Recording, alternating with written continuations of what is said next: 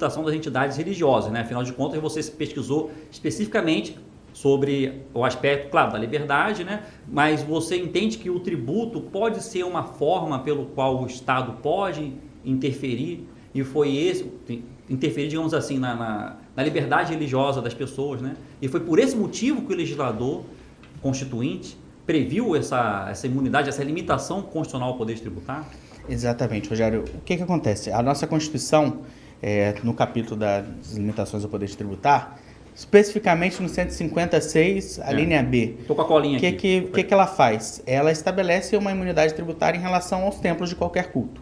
Essa imunidade tributária, e isso inclusive é um dos objetos da nossa pesquisa, ela não é um direito fundamental. É importante a gente entender a diferença entre direito e garantia fundamental. Ela é ou não é? Não lembro se ela está no artigo 5º, tá, né? Ou não? Agora eu buguei. A liberdade religiosa tá. A liberdade religiosa tá, mas a imunidade não.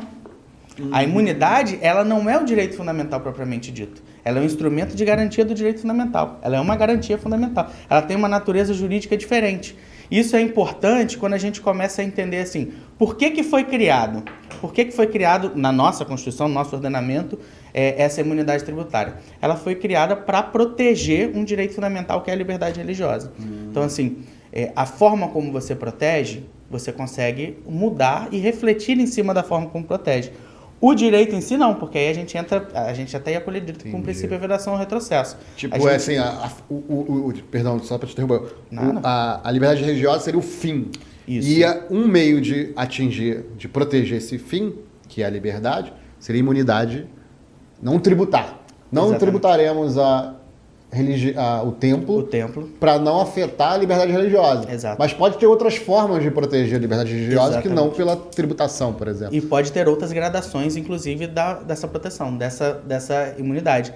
E, na verdade, a gente vai até um pouco além. A gente fala assim, olha, o que acontece é que a imunidade tributária religiosa, ela não protege efetivamente a liberdade religiosa, ela protege uma das dimensões da liberdade religiosa, que a liberdade religiosa é algo muito amplo, né? Você tem ali dentro, em direitos fundamentais esculpidos, no próprio artigo 5º, você tem direito de crença, direito de culto e direito à livre organização religiosa.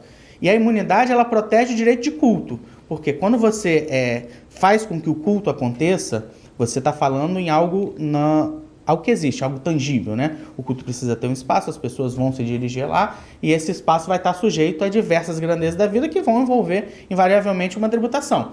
Então, desde a questão de consumo até a questão de propriedade. Você tem diversos tributos ali. E a imunidade, ela protege esse ato do culto. A imunidade, na verdade, ela visa facilitar o ato do culto para quem não tem condições de fazer com suas próprias pernas.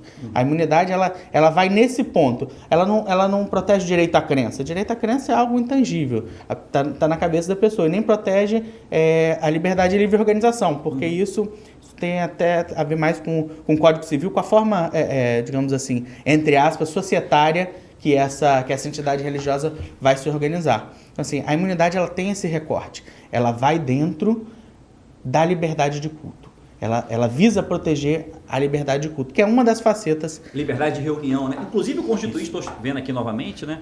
Fala que fica instituir impostos, né? Sobre templos de qualquer culto.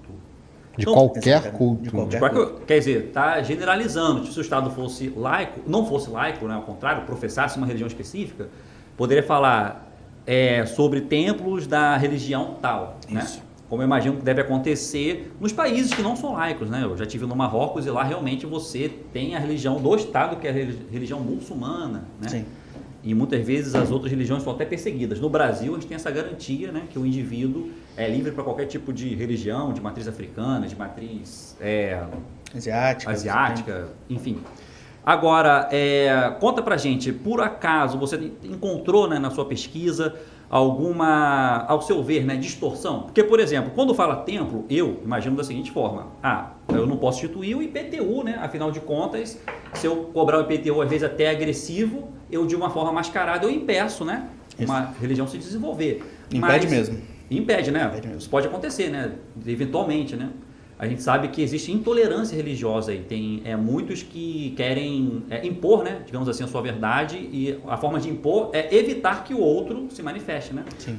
Principalmente em religiões novas, né? Assim, por exemplo, vai criar uma religião nova que ninguém conhece. Mas aí o cara se reúne ali para processar sua fé.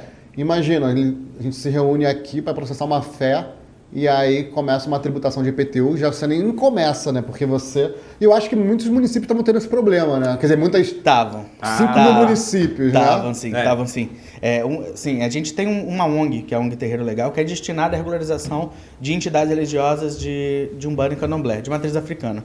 Que é quem efetivamente tem a maior dificuldade, muito mais por uma questão financeira.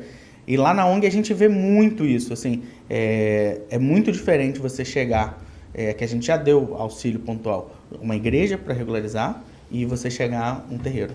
Uhum. É muito diferente. A facilidade que a própria administração, porque a administração pública é feita por seres humanos, enfim. Sim. Então isso, não estou falando de nenhum município específico aqui, mas isso acontece de uma maneira geral.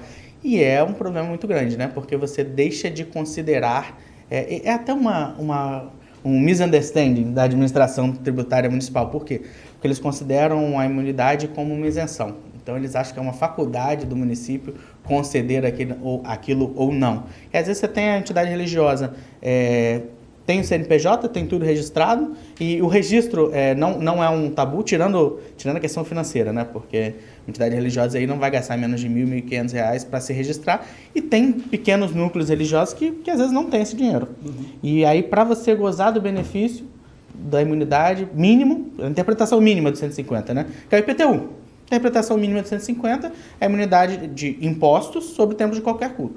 Sobre templo ou sobre o quê? Edificação, que você Exatamente. pensa no primeiro momento, né? Então, e é a primeira interpretação. E aqui, já seguindo um pouquinho, eu acho assim, é só sobre o templo ou não? E a própria Constituição, ela traz um reflexo para a gente, que é o parágrafo 4º. Esse parágrafo 4º que ele surge um pouquinho depois, ele surge quase que a partir de um entendimento do Supremo. Mas antes de você entrar nesse parágrafo 4º, só uma questão aí nesse templo ainda, nessa questão do inciso B lá, do imposto de qualquer culto. Templo de qualquer culto. Templo de qualquer culto. Imposto de qualquer culto. Cara, o procurador já quer tributar tudo, né? Imposto de qualquer... Mas é isso não. Porque, na verdade, você estava falando da dificuldade dos terreiros de iniciar uma operação, mas a presunção não é favorável ao terreiro? Tipo assim, se eu digo para a administração que eu estou montando uma igreja, a administração é que prove que isso não é igreja, que não é um templo. Ou não, eu tenho que provar que aquilo é um templo. Na jurisprudência é favorável. É favorável, a presunção favorável ao templo, né? Na jurisprudência. Não chegar um prefeito lá, você não é templo não, mas peraí, prova então que eu não sou, só tô dizendo que sou. Mas assim, na jurisprudência. Na prática, não é. Então, mas a jurisprudência do Supremo Tribunal Federal então, tipo assim, é nesse sentido. No contexto do judiciário, ela favorece a liberdade religiosa. Absolutamente. No contexto do poder executivo, da administração, ela dificulta. A gente tem mais de 5.000 municípios.